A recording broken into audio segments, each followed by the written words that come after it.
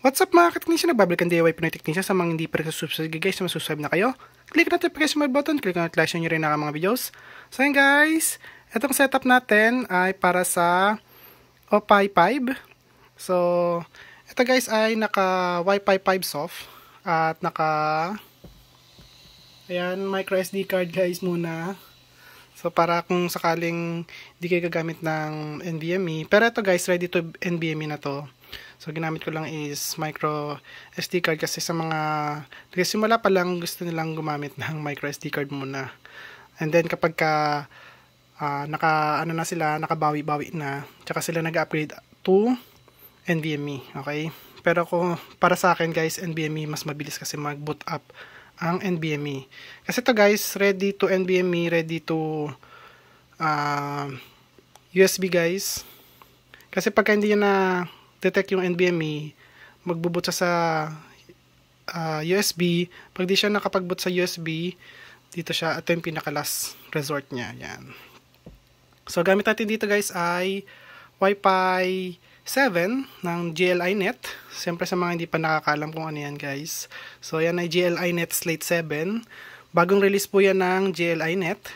At gamit natin tong Kiplink na 2.5 GBE or 2.5 gigabit ethernet.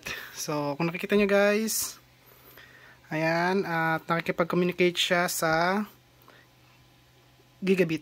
Ayan guys. So, kaya yung link, ano nyan, blink nasa 1 GB. Ayan.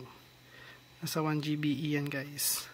So, ibig sabihin nito naman na hindi siya nakikipag-communicate. Hindi nakikipag-communicate. Bale guys, kasi 2.5 ano rin to guys, 2.5 GBE. So ito kasing orange na to, ibig sabihin yan is may communication sila sa 2.5 GBE pero wala silang link. Okay, so wala silang binibigay na link kasi nga guys, yung ISP natin, ito is up to 500 Mbps lang guys kasi yung ano namin yung ISP. So kaya gigabit lang siya. Ayan. So gigabit lang siya nakikipag communicate or nagli-link siya sa 1G. Ayan. So ayan guys, kung nakita niyo. So ngayon, ayan, simpleng-simple lang siya guys. Hindi ko muna nilagay yung GPIO pin niya rito. Kasi guys, gusto ko muna pakita sa inyo kung gigabit ba talaga yung Ethernet port nito. Okay, so punta tayo dito sa Wi-Fi 5 soft natin. So ayan ang system information yan. So ayan guys, para makita nyo, Opay 5. Ayan. At kung nakita nyo dito is 8 core siya. Ayan. 16 gigs na RAM. Ayan guys. Laki no? 16 gigs yung RAM. Oh, laki. So ayan guys. 8 CPU. Ayan. Tapos ngayon, punta tayo sa my system settings. So, pinababa tayo guys para makita natin yung settings ng ito, system guys.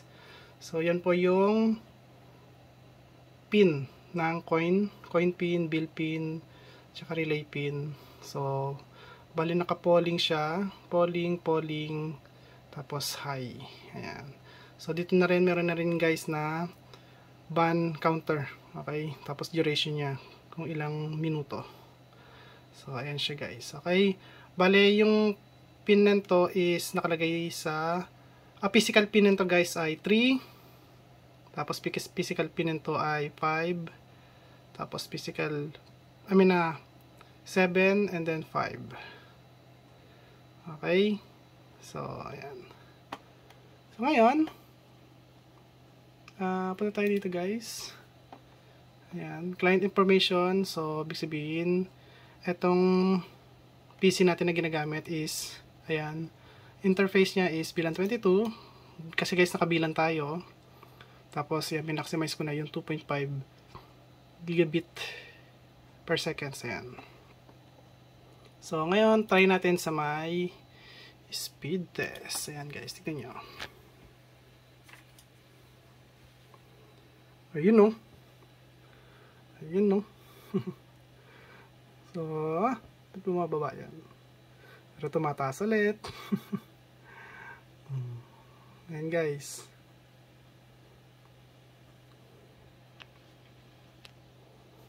Ayan siya ngayon guys. Okay, magalala. Siyempre, ano lang yan eh. Nagba-burn up muna siya. I mean, nagwa-warm up. Sorry, burn up to eh. Nagwa-warm up lang siya guys. So, ngayon, papakita ko muna sa inyo yung uptime niya. Kasi, para may idea kayo guys. Uptime ay, ito, 6 hours. 6 hours siya siyang nakabukas. Ulitin natin ulit guys. Para makita natin dito. Kalabas kasi yan eh. Wait lang, ulitin natin. Ayan. So, makikita natin to guys. Ayan o. Oo, diba? Para may idea lang kayo. Kasi, syempre, kailangan makita nyo kung gigabit pa talaga yung Orange Pi 5 natin. So, ayun guys, gigabit yan. Kasi yung maximize namin, tag dito, ISP is 500 Mbps. So, nakikita nyo naman nagpa-fluctuate siya doon sa lugar na yun eh. So, ayan siya guys. O, kita nyo. Puro great yan. Tapos, yung ping niya, 7. Download ping, or yung latency is 18 milliseconds. Upload is 8 milliseconds. So, tingnan natin dito sa myfast.com. Ayan siya guys.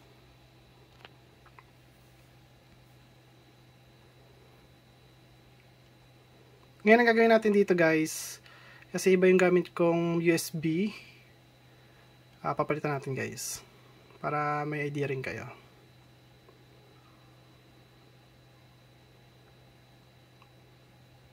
So ayan siya guys ha. Upload 400, you know, diba? So ipapalitan ko lang guys yung ano ko, wait lang, USB na gamit. So, ano ko muna rito? Alisin ko muna to. So, palitan ko ng Wi-Fi 6. Ayan. So, wait lang guys ha. So, ayan guys. So, napalitan ko na yung ito niya guys. So, ayan o. 500. O, diba guys? 500 Mbps. Upload, download speed yan guys. Diba? Tapos yung upload speed niya yun 440 o 450 So, ayan guys. So, ulitin ulit natin. Baka sabihin nyo, niloloko ko kayo. So, ito. Naka-ano siya guys, sa GLI net siya ha. So, ayan. Ayan. Para makikita nyo talaga na ayan 490 o 500. Tsaka ito guys, tingnan yung speed ng nung link niya. Ayan tingnan kung gaano kabilis yung speed ng link niyan. Para nakikita nyo, ayan upload speed 470. Ayan guys, para may idea lang kayo na ito talaga yan. So, pwede naman tayo guys na pumunta rito para malaman nyo na kung ano yung connection dito. Internet. Ito guys. Ayan guys, Wi-Fi 6. Ayan Wi-Fi 6 type protocol. Ito ang AX. So ito gamit natin. Compass po to guys. Compass na Wi-Fi 6 kaya USB nakalagay rito. So ayan. At least alam nyo lang. So gamit natin is 5G. So ito yung maximum niya guys. 2,400 Mbps. Kaso maximum lang talaga natin na ISP rito is 500 Mbps. So kaya hanggang 500 lang tayo guys. So kaya alam ko na gigabit talaga to guys. Okay. So ayan. Tsaka ang kagandahan nito guys, dito iinit basta-basta kahit walang fan to.